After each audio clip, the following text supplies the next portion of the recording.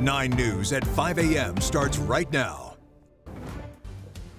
Today, wildfire danger is the highest it's been all week as we enter what's called a particularly dangerous situation. That is the first time that has ever been issued by the National Weather Service. That comes after we have already seen wind damage this week, which crews worked hard to get that cleaned up ahead of today. Yeah, taking a live look over Spear and Logan outside of the 9 News studios where our flags you see just a little bit of a breeze this morning. Again, this is just the beginning, though. We're going to see those flags whipping around a lot more as the day progresses. 80 to 100 mile-per-hour gusts are expected today. And with that, Xcel is planning power shutoffs once again. So thank you for joining us for a very busy Friday. I'm Jordan Chavez. And I'm Corey Rose. Xcel says those shutoffs could start as early as now, 5 o'clock this morning.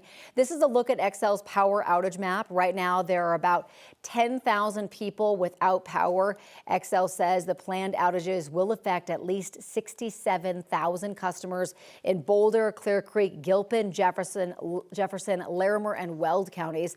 That will be shut off through this evening until the weather dies down and crews can get out to check all of the lines. Some people could be without power for days. Yeah, and with that in mind, 9 News is calling a weather impact alert. Our weather impact team forecaster Katie LaSalle is tracking the conditions right now. Katie, this is a particularly dangerous situation. And when we say that, it's the first of its kind issued by the National Weather Service. Places like Boulder County where we will see very low relative humidity and extremely high winds. So this morning, things are relatively calm, at least in downtown Denver. It'll be the western suburbs of town up into the foothills and mountains that will really see the brunt of the winds for today. Last recorded wind gusts near Broomfield over 45 miles per hour. So strong winds up over higher terrain down near Buena Vista as well. And the I-70 drive, it is dry right now, but we are also bracing for some winter weather for the mountains. But for today, yes, we have issued a weather impact alert. Extreme winds will lead to critical fire danger. So if a fire were to spark, it could have the potential to spread rapidly, cause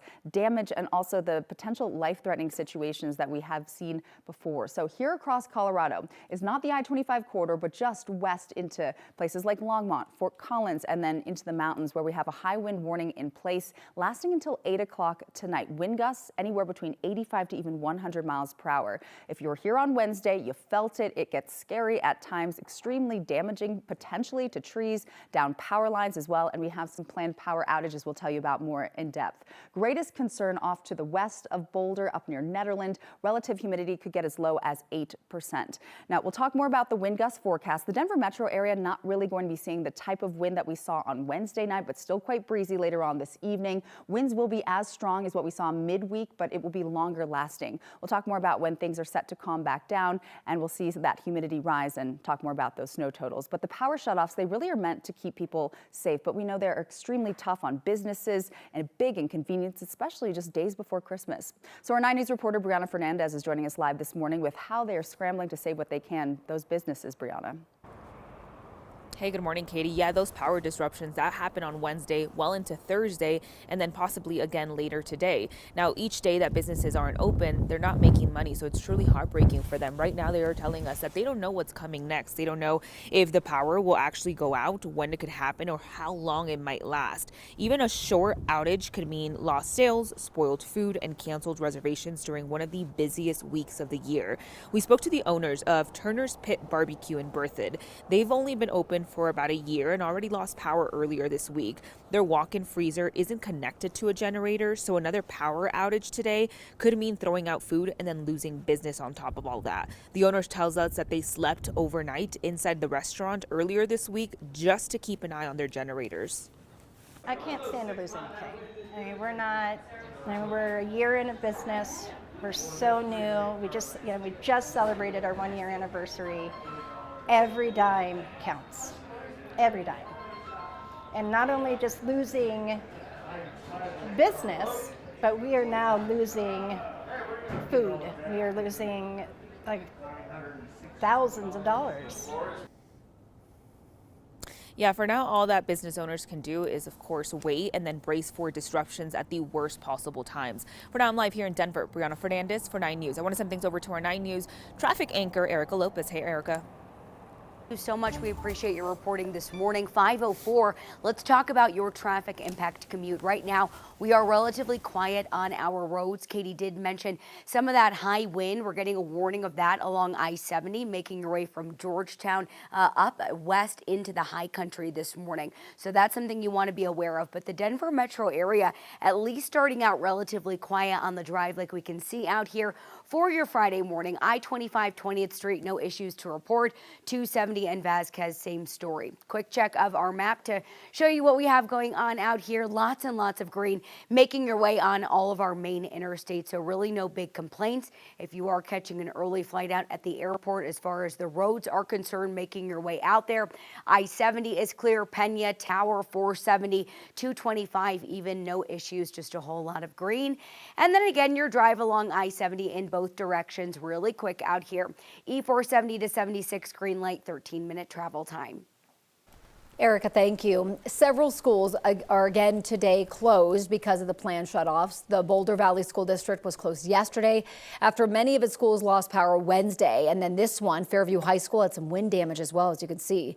Jeffco Public Schools is also closing more than 24 of its campuses. You can find a full list of school closures at the bottom of your screen and on our website at 9news.com. And with fire danger so high, Boulder County officials are reminding you not to do anything outdoors that can cause a spark. You should avoid campfires, lawn mowers, charcoal grills, slash burns, outdoor welding, parking in high grass, and also don't throw away cigarettes or matches outdoors.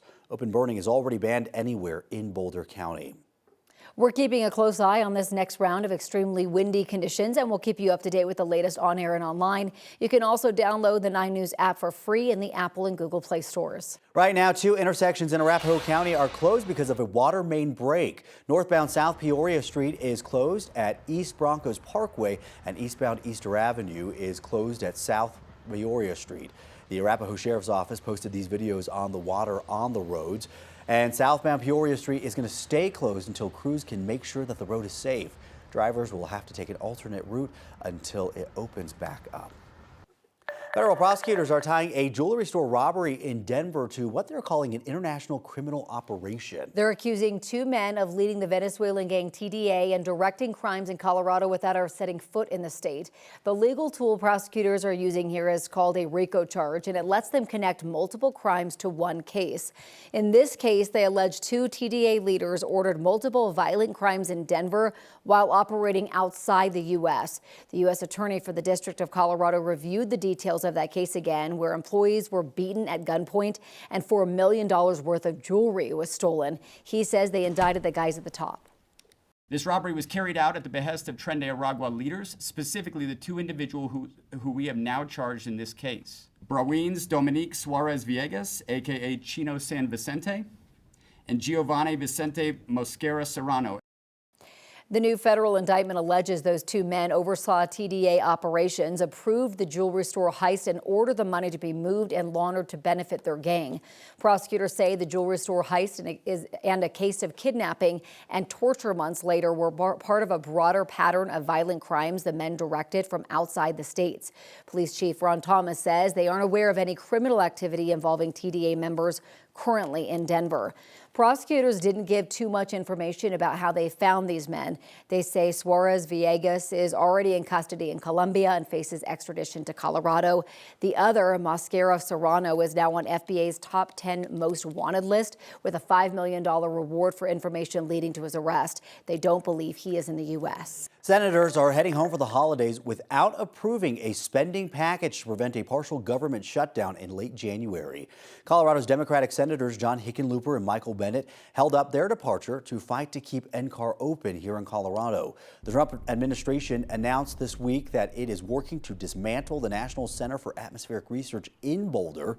Trump's team claims the renowned research institution peddles climate alarmism, but Senator Michael Bennet says that he believes this is retaliation for the state's refusal to release former Mesa County Clerk Tina Peters from prison. Lawmakers are on a tight timeline to avoid another shutdown. Spending is set to run out at the end of January.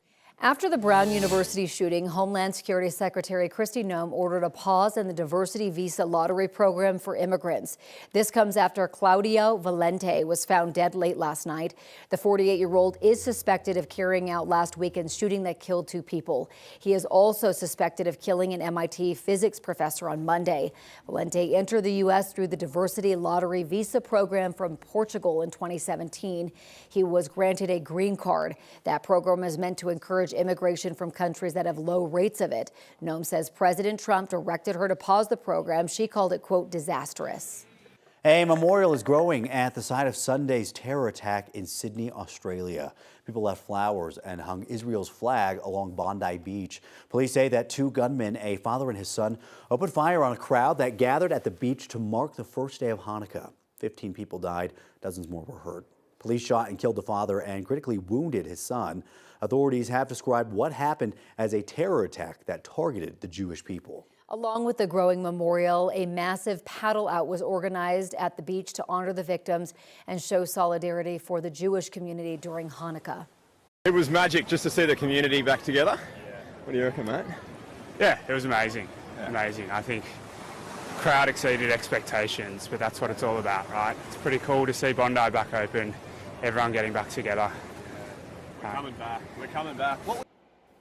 Australia's Prime Minister Anthony Albanese denounced the shooting, calling it an act of pure evil. He also announced the launch of a massive nationwide gun buyback day.